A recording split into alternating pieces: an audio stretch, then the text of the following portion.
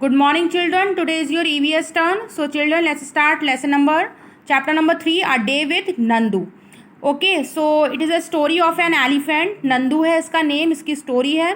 तो हम पढ़ते हैं बच्चों. Nandu wakes up. Nandu woke up and opened his eyes. Nandu जगा, उसने अपनी आंखें खोलकर क्या देखा? For a few second he was not sure where he was. थोड़ी देर के बाद उसे लगा कि उसको पता ही नहीं है कि वो कहाँ पर है. It seem to him that he was surrounded by a forest. और उसे क्या लगा कि वो किसके आसपास है? बहुत ही बड़े जंगल के उसके आसपास जो है बहुत सारे जंगल हैं और बिग ग्रेट ट्री ट्रंक्स, और बड़े बड़े ट्रीज़ हैं. उनकी ट्रंक्स कैसी हैं? बहुत ही बड़ी बड़ी ट्रंक्स हैं. ट्रंक्स क्या होते हैं? जो स्टेम होती है ना, ट्री का जो स्टेम होती है उसको ट्रंक बोलते हैं. ठीक है. He blinked his eyes and looked around. उसने क्या करा? अपनी आंखों को झपकाया, ब्लिंक किया और अपने आसपास देखा. ओ देयर वॉज अम्मा. ठीक है, उसकी अम्मा थी वहाँ पर. The grey forest that he had imagined he was in. जो वो इमेजिन कर रहा था ना, जब उसने अपनी आंखें खोली थी एलिफेंट ने, नंदू ने, तो वो क्या इमेजिन कर रहा था? कि वो जंगल के आसपास है और बड़े बड़े ट्रीज़ हैं जिनकी बिग ट्रंक्स हैं. लेकिन वो जो थे, बिग ट्रंक्स नहीं थी उन ट्रीज़ की, बल्कि क्या था? Was actually the legs and Trunks of his family members. उसके जो फैमिली मेम्बर्स थे उनके पैर थे, लेग्स थे. ठीक है, और उनकी ट्रंक्स थी. ठीक है, सूंड, जो उनकी बड़ी बड़ी हाथियों की सूंड होती है, उनके जो पैर होते हैं, तो वो उसको लग रहा था कि जैसे बड़े बड़े पेड़ हों उसके आसपास. ठीक है. तो इससे आपको क्या पता चलता है बच्चों कि जो एलिफेंट का कलर है वो कैसा है? ग्रे कलर का. तो फॉरेस्ट तो ग्रे नहीं होते हैं, फॉरेस्ट तो ग्रीन रहते हैं. लेकिन यहाँ पर हमने ग्रे फॉरेस्ट इसलिए कहा है क्योंकि आसपास उसके बहुत सारे एलिफेंट्स थे और उनके जो पैर थे और सूंड जो थी वो कैसे लग रहे थे कि जैसे वो आसपास किसी जंगल में खड़ा है. The sun was overhead and it was getting hot. क्या हो गया? बहुत तेज सूरज निकल रहा था, बहुत ज़्यादा गर्मी थी. नानी मा trumpet made a loud sound. ठीक है, तो एलिफेंट साउंड है ट्रम्पेट. तो उनकी माँ ने बहुत, जो उनकी नानी माँ थी, ग्रैंड मदर थी एलिफेंट की, तो नंदू की, तो उन्होंने एक लाउड साउंड जो था वो निकाला. एंड नानी माँ is the oldest in this heard of elephants. ठीक है, जो उनकी नानी माँ थी, नंदू की नानी माँ थी, वो ओल्डेस्ट मतलब सबसे बूढ़ी जो थी हर्ड की. हर्ड मीन्स क्या होता है? झुंड. एलिफेंट जो है वो किस में रहते हैं? झुंड में रहते हैं, हर्ड में रहते हैं. तो ओल्डेस्ट मेंबर थी उनके पूरे हर्ड की, पूरे झुंड की जो ओल्डेस्ट मेंबर थी वो नानी माँ थी. She started moving towards the jungle. और उन्होंने क्या किया? अब जंगल में जाना स्टार्ट किया. The other female elephants saw her and started to follow her. और अदर जो बाकी के एलिफेंट्स, उन्होंने देखा कि नानी माँ जो है जंगल की तरफ जा रही हैं, तो बाकी सारे एलिफेंट भी उनको फॉलो करके जंगल की तरफ जाने लगे. Nandu also went with him. Nandu भी साथ में जाने लगा. तो इसका मतलब क्या हुआ?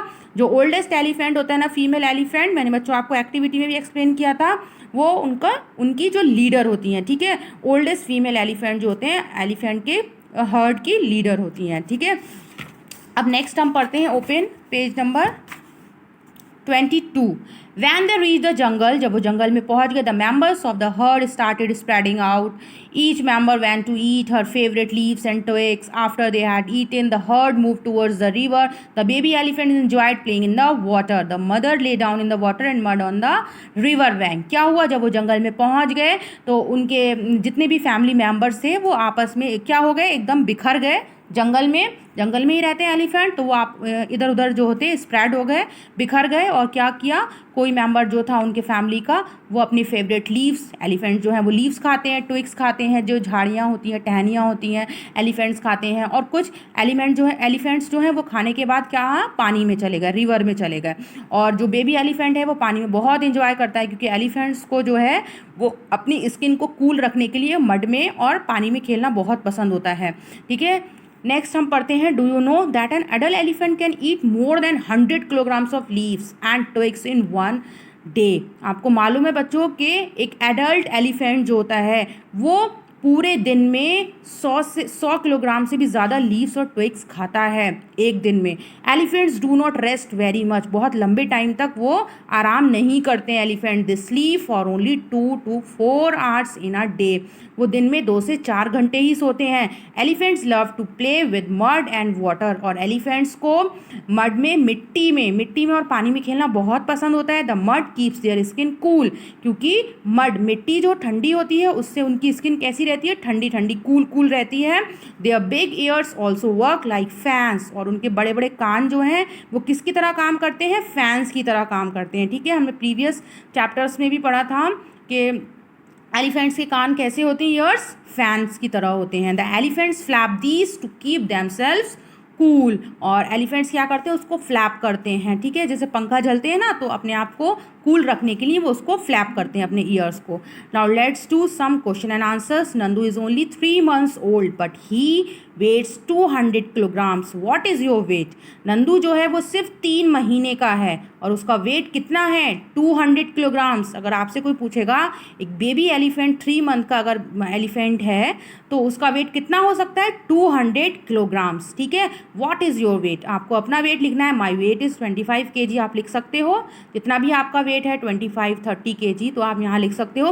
Can you find out? Next question देखिए, क्या फाइंड आउट कर सकते हो? The weight of how many children like you will add up to Nandu's weight. क्या आप बता सकते हो कि कितने बच्चों का वेट मिलाकर जो है वो नंदू का वेट बनेगा? ठीक है, the weight of how many children like you, आपके जितने वेट के, जैसे आपने यहाँ अपना 25 वेट लिखा है, तो आपके जितने वेट के कितने बच्चों को आप ऐड करोगे कि नंदू का वेट बन जाए 200?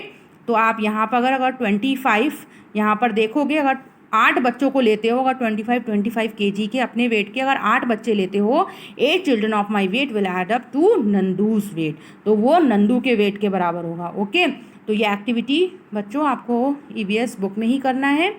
So children, part 1 is completed. Go through and revise it. In next part I will explain next topic of this chapter.